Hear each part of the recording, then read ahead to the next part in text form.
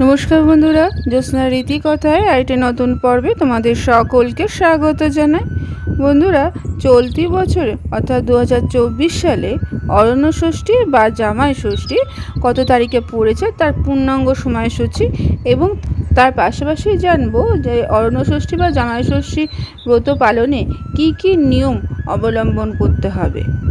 এই সমস্ত তথ্যাদি আজকের পর্বে তোমরা জানতে পারবে। ভালো লাগলে অবশ্যই শেয়ার করে দিও, লাইক করে দিও, আর পাশে রাখা বেল আইকনটিকে প্রেস করে রেখো যাতে পরবর্তী ভিডিও নোটিফিকেশন সবার আগে তোমাদের কাছে পৌঁছে যেতে পারে।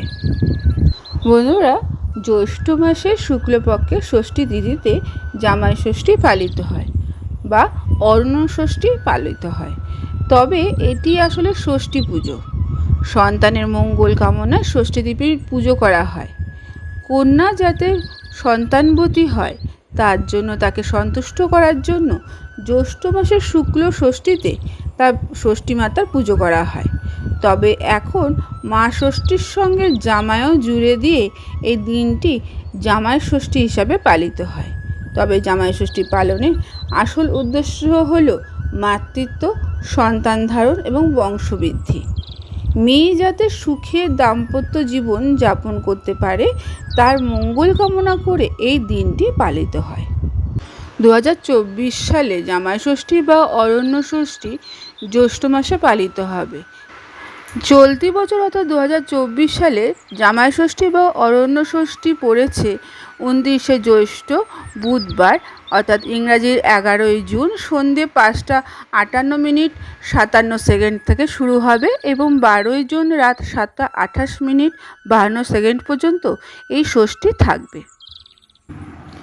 ষষ্ঠী পুজোর দিন শাশুড়িরা ভোরবেলা স্নান করে শুদ্ধ বস্ত্র পরে পুজোর আয়োজন করে। জল ভর্তি ঘটের উপর আম পাতা স্থাপন করে, সঙ্গে রাখে তালপাতার পাখা। 108টি দুব্বা একসঙ্গে বেঁধে রাখে।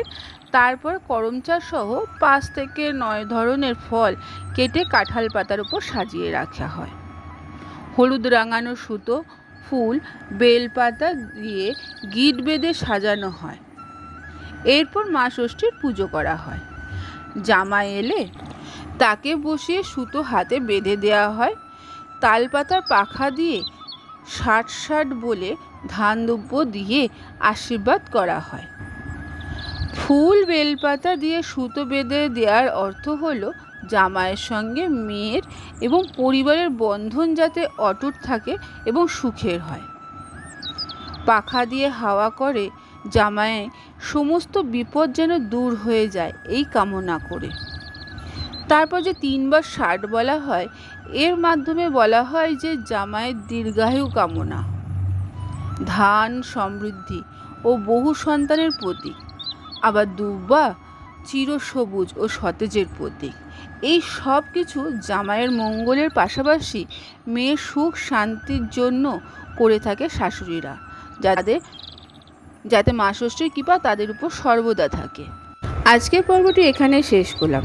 আরেকটি পর্ব নিয়ে তোমাদের কাছে পরবর্তী সময়ে আবার হাজির হয়ে যাব। ততক্ষণ তোমরা ভালো থাকো, অপরকে ভালো রাখতে সাহায্য করো।